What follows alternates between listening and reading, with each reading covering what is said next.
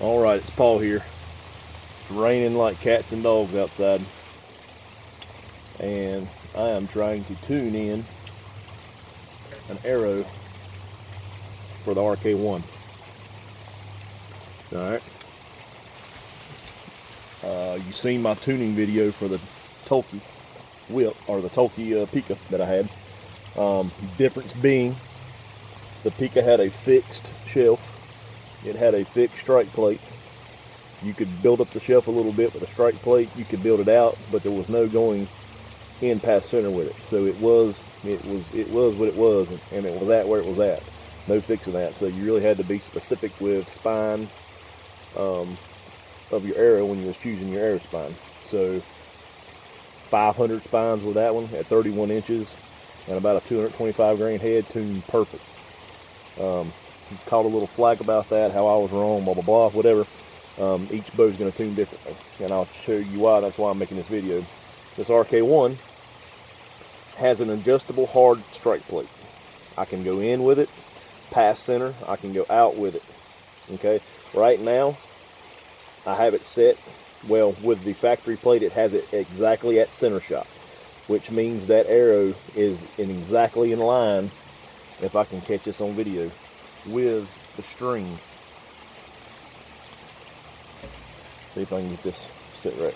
So when you put the string even with the riser, okay, the tip of the arrow is just outside. I mean, half a shaft outside the string. So that's pretty much center shot, which that's probably, for me, that's the best spot to start tuning, because you can, you get a whole lot stiffer arrow to spine to a bow, because you can start bumping that shelf out, and you don't have to play with head weight as much. So for this bow, I know it's going to be my hunting rig. I have 2 grain broadheads. I have 200s. I got some 203 blade VPAs, and I have some single bevel Van Diamond 225 grain heads. I also have some 225 grain Centaur right bevel broadheads. So I want to either get the 200s or the 225s to spine. So how I was doing it before with the Tulky, you've got to be more specific. So I found the head weight to make the shaft spine, which wound up being a head that I already had, so that was fine. This, I can make a head spine to the shaft I want. Now I might have to cut down a little bit to fine tune, but this is a 400 spine, full length gold tip trad. It's a blim, and I'm going to start with a 200 grain head, and I'm going to shoot it center shot. I'm going to see how it's flying and how it impacts, and then I'll start bumping my shelf out. I anticipate this is going to be weak. I was shooting my 500 spines yesterday that I had for the Pika in it, and they were extremely weak, even with a 100 grain field point in it. So this will be my first shot of the day. This ought to be very interesting. But I'll be able to see in flight and in impact of what this is going to do. So first, what I'm going to do is I'm going to get, I'm at about a 7 7/8 brace height. My knocking points in between 9/16 and 5. Well, my center of my knock is 5/8 high above center, so I'm in between like 7/8 and 9/16. So here we go.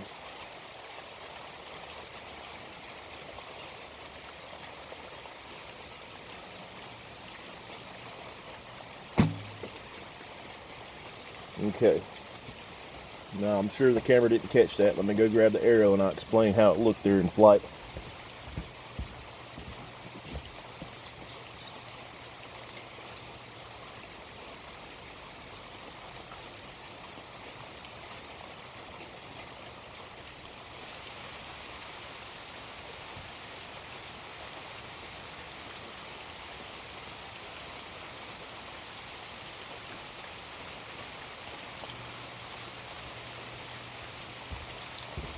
All right. The flight of this arrow, honestly, for my eye, and I want to get my wife out here to slow-mo it for me so I can really tell, but it flew really straight. 32 inches, 200 grain point. This bow I'm probably pulling at about 42 pounds. on my fingers, maybe. I hadn't scaled it, so I don't want to say it for sure. Bare shaft with the 200 grain point, or without the 200 grain point, arrow was coming in at 327 grains. So this is going to be an over 500 grain arrow just as it sits. I'm going to shoot it one more time. Actually, it flew out a little bit knock high. I expect that. But it impacted very straight and with a knock level acceptable.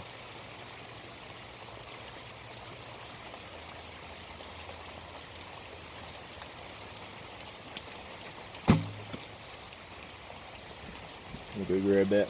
That looked really good too. I always try to get several shots in just to make sure it wasn't manipulated by my release.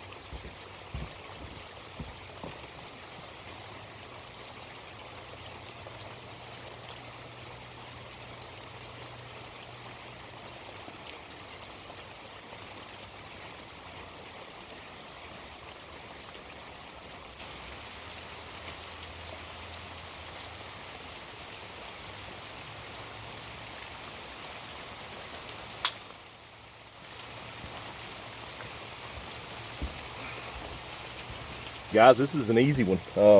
That knock was dead straight back at me. It looked like it was flying pretty straight in the air. It wasn't flying like this and then impacting, or it wasn't flying like this and then impacting. So I'm going to fletch one up, but I think I found my recipe already. No side plate adjustment needed, which Striker gives you 3 with the Rk1. Let me get them out of my pocket. I know one is a 1/8. One I think is a, so we got a 1/16, a 1/32, and a 1/8. So all they are is these little spacer plates that you can put behind your strike plate and get the spine fine-tuned and or your center shot where you want it to. So you're an inch or so, if you're hitting an inch or so on that bail, you use that 1/8 plate or that 1/32 plate or that 1/16 inch plate. You kind of bump your arrow over, so, and not really affect your tune too much. So anyway, that was pretty easy. So an adjustable strike plate, you're able to tune to a wider variety of arrows. So the guys in hindsight were correct in tuning their bare bows and their bows with adjustable strike plates. The bow I was tuning before was a set strike plate. You couldn't go in with it past center, but you could come out with it, I guess, but you wouldn't have had much self to put an arrow on. And bows tune different, man. Get out there, try different things, but don't take one advice over the other as gospel, because they don't always work for everybody. This is Paul. I'm going to get in, I'm going to dry off. Y'all shoot straight. God bless.